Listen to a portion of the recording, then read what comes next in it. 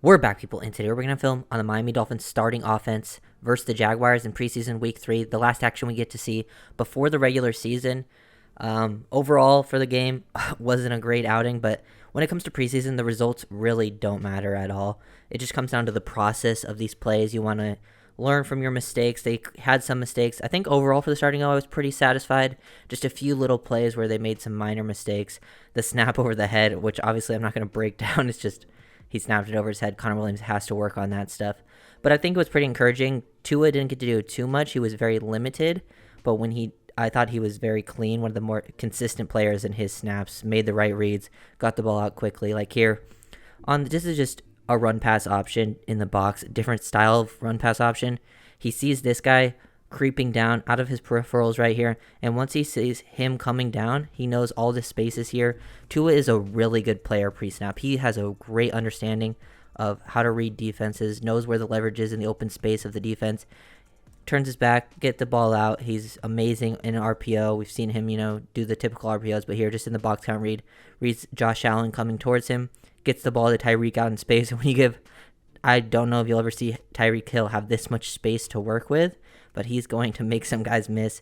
Not many players are able to get to that edge right there and pick up an extra 10 yards. He's an absolute freak of nature player. And then I think that was like pretty much all Tyreek Hill played. That was like the only time he touched the ball. I think after the snap over the head, they kind of took him out of the game, let him chill a little bit. So, and the Dolphins don't have a lot of their starters. Like once we get to the defensive side, they really couldn't stop the run, but you take all that with a grain of salt because their two best run defenders weren't even playing in Wilkins and Sealer. Also, shout out Zach Sealer for getting that contract extension. He definitely deserves it. But like what I saw overall from the offense, I feel like they were just trying to get the run game going. Also have to understand like the scheme. They're only showing like 20% of it, so that's another big thing that will change hugely in the regular season with the play calling. And there were some good takeaways to take away from this game. They're just studying individual players and their traits is really what you can take away. And some good, some bad, and we'll definitely get into all of that. When I saw this play live during the broadcast, I thought it was mainly Jackson's fault, just 23 shooting this gap here to cause this 2-yard loss. This is the second drive. I didn't show any of the plays, after the bad snap because it was just pointless at that point to really break any of those plays down.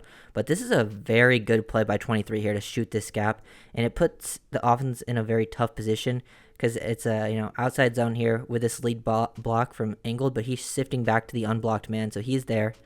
It's asking Jackson and Smythe to do a very difficult combo. It's just putting them in a difficult spot because Hunt's blocking, reaching to here, helping on the combo, and then cutting off 33. But I think, next time when he's uncovered like this, he should probably go to 23, but I just don't think that's how this specific call works. They want Jackson to reach here, have Smythe gain control, and then one of them able to climb to the second level, probably Jackson, but he's straight up on 96. I don't know how he's supposed to stop this if he shoots this gap instantly. And I know we'll talk about the running game. It kind of struggled in this game a little bit. We had the big play with Ahmed, but, and then people were like, this is why we need Jonathan Taylor. I mean, I definitely think they could trade for Jonathan Taylor. I'm not trading a first-round pick for Jonathan Taylor personally. I think it would be a decent move as a second-round pick. But most of the time, while the Jaguars have a very good run defense, by the way, of the interior, and I think the main reason the running game didn't work in this play was less to do with the running backs and more to do with either offensive line play or just tough schematic situations and just great plays by the Jaguars overall, just putting Jackson in a very difficult situation. I know he's kind of a punching bag for the fan base at times, and sometimes deservedly so because he's one of the weaker starters on the team. But that right there is like 99% of the offensive linemen are not going to be able to make that play. Just an excellent play from the Jaguars there, and then we'll see how they bounce back right after this. This is why in this game I really would have just let Tua cook a little bit. They were really trying to get the run game going, and they only gave him like a chance, they gave him like one chance per every, set of downs. They were running like every other play and then give Tua one chance to throw. Here on the 2nd and 12 right after that, play action, get this set up. Dolphins bread and butter from last year. Just look at the pocket that's created, and as soon as Tua hits his back foot, anticipation on the out route at the sticks to Chosen, getting Chosen involved in the offense. Nice to see him making a catch here near the sideline. Nothing too hard here. Jaguars roll out into a cover 3. He has this leverage based on this defender, and as soon as Tua hits the back foot, he's already releasing it. You can see as he's starting to release right there, Chosen is starting to break, so good anticipation, good timing. And even though, people talk about the arm strength with Tua, He can get the ball to the sideline outside the numbers, and he makes up for that lack of arm strength with the anticipation, the timing, and the accuracy, because this guy gives him all the space in the world to work with, and he just makes a very nice timing throw. And nice to see the blocking up front. Like, this is why the pass pro, I'm not as concerned as usually in the past, because, like, even though the offensive line definitely needs its work, McDaniel does a really good job, just setting up his offensive linemen with how they, like, slide like this. Look how they all slide to the right. It just creates such a clean pocket out of play action. All these guys are kind of holding these offensive linemen up at the point of attack, because it makes it look like it's a run play. So they're not really trying to rush here at the beginning. And then also, great job by, I believe that's Smythe. Smythe has looked good in his limited action, by the way, blocking pass pro here. He's versus Trayvon Walker. He's had some nice blocks. He had a big block on the Savon Ahmed run I'm going to show later. And just everything clean there all around. Nice to see them bounce back. I liked what I saw from the passing game for the most part, even though they only got like a handful of attempts. Here's one of the best blocked running plays for the Dolphins. It was in that big Ahmed run, just up the middle to Mostert. Pick up a nice 5 yards. You definitely take that, get downhill. I know the story is going to be about a lot of the running game. And Jonathan Taylor adds an elite running back to this offense. I think you can make it in this league without having an elite running back. It's, one of the least valued positions for a reason, but that's why I don't want to trade like a first-round pick for it. If they do second, I'm not going to be mad because he's a very, very good player. And then we'll watch this play. Good kick out here by Smythe. Lamb is able to climb to the second level, get to 23. Wayne does a good job at the point of attack. Everyone else does a pretty good job matching up here. You can see Hunt just easily cut off his man, kick this guy out. Williams also climbed to the second level, takes a great angle, squares his guy up. Everyone just is squared up in great positioning here on this side of the ball. Smythe one-on-one with Trayvon Walker. He's able to come off a little bit late here, but, this is a first-round pick edge defender, and Smythe's doing a pretty good job against him, and then Mostert kind of just hits that hole, gets square. I do like this from Mostert here. He just makes a quick read, gets decisive, and I feel like Mostert's at his best when he's just decisive and gets downhill in a hurry, where he has that burst, drop his shoulder, and then, get an extra yard right there at the end. But with the running game, they have some guys back there. I don't know what's going to happen with that trade. Jonathan Taylor obviously adds a great element to the offense. I just think Taylor's a very good short-term ad, but long-term with, other contracts and such, I'm not sure how that's going to work out. 3rd and 2, situation. Dolphins aren't able to pick up the first down here. Now, this is a area where they struggled with picking up 3rd downs, 4th downs on running situations, 3rd and shorts, 4th and shorts. They go with the gap scheme, pull the guard with the H tight end, some GH power stuff here. And it's just kind of clunked up in the middle. Jaguars do a very good job of playing it. It's not, able to be blocked up super well. And, Mostert does what he's supposed to, which is work off the back of this guard. But they get downhill very quickly. Great play by 44 here. Walker climbing down. He sees them all down blocking. He knows the pulls are coming. And the Jaguars just play this to perfection to clunk this up. Mostert goes exactly where he's supposed to. But this is more just on just great defensive play from the Jaguars. Like, look at Trayvon Walker here. As soon as he sees these two guys down block, he just constricts that run lane, follows that, so it creates all this mud, and it allows the linebackers to get clean and take Mostert at the point of attack. Robert Hunt really doesn't even have a chance on his pull here to get some action, and that play ends up getting blown up right at the line of scrimmage. They gain about a yard, and then we'll see how they convert it on 4th down. To convert the 4th and 1, Dolphins go to their signature seam rail slide RPO, even though someone runs the wrong route. But, he's just going out into the flat, gets a nice little option to Alec Ingold here. Nice to see Ingold back in the lineup. I think this is the first action we've seen him in the preseason. He's just seeing these defenders over here, reading this linebacker, and once he shoots down 23, Tua's pulling this all the way. He makes a good read, gets out here. They kind of, Smythe and Cedric kind of both work towards the seam. From the looks of it, I think Cedric is probably supposed to be the rail route over here, but it ends up working out because it creates all this space out into the flat for Ingold just to get a nice pitch and catch. Just good overall read from Tua. Nice job for Ingold to hold on to it.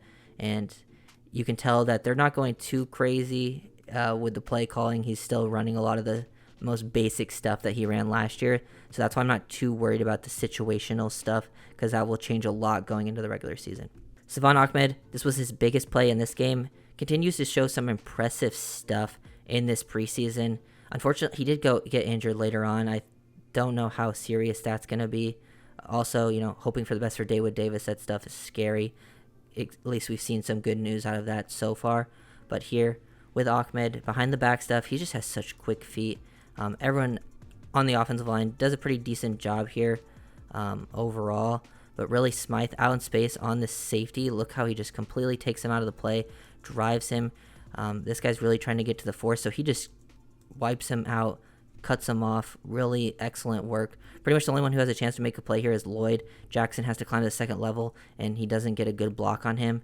And Lloyd, but this is where Ahmed does a really good job. He sort of is slow playing this initially, and you can see him hit that extra burst to get around the edge. And he has like this bend to his game where he's just transitioning upfield, maintaining his speed while changing up his angle here is very impressive.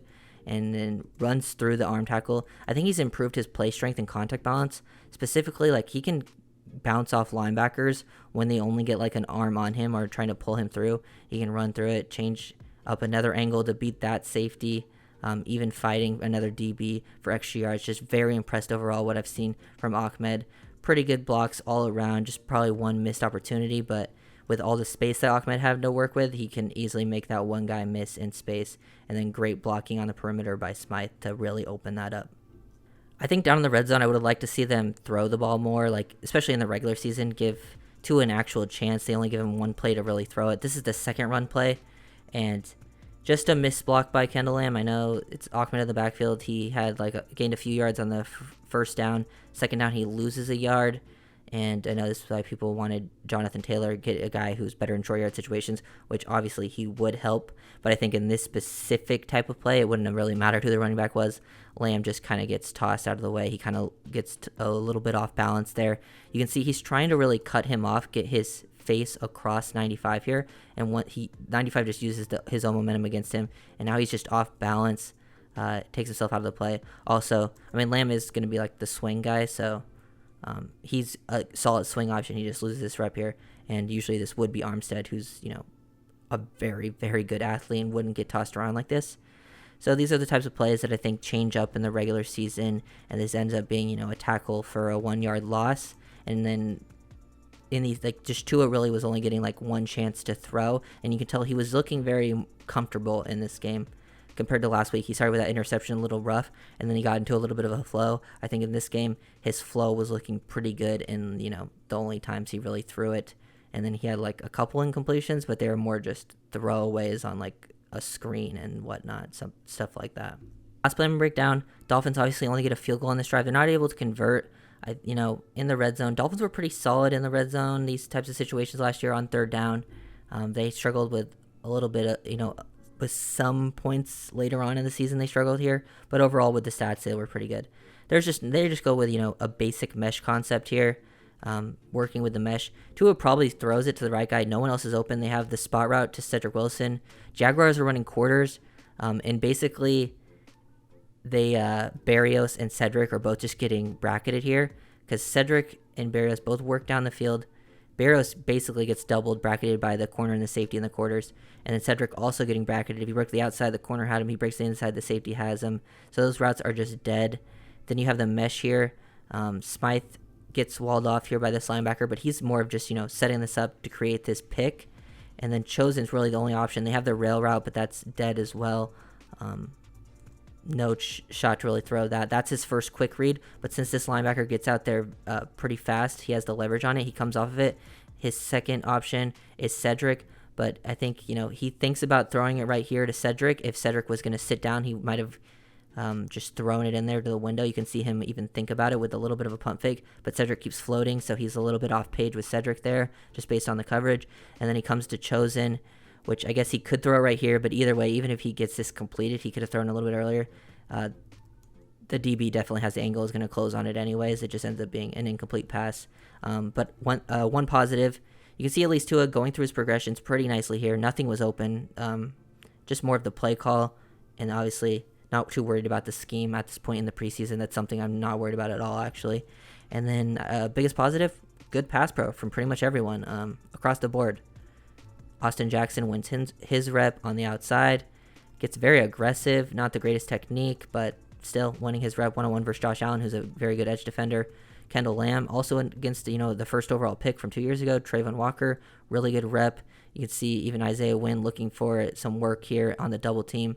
Hunt absolutely dominates his rep in pass pro. Guy has no shot at all. So at least to take away from that play, some very good pass protection. That was like one of the only true plays where they were like in true pass protection, not a play action or, an RPO on their passing plays.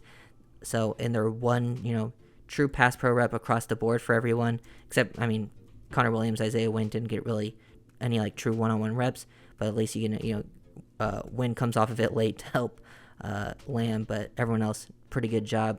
And liked what I saw for the most part, the process of these plays. Got to get those results fixed in the regular season, but in the preseason, I'm not too worried about it because, you don't have Jalen Waddle, you don't have Armstead. The play calling's at 20%. Those little mistakes, I feel like, will come lessened throughout the season. So if you enjoyed this video, make sure to like, comment, subscribe, and I'll see you guys next time. Peace.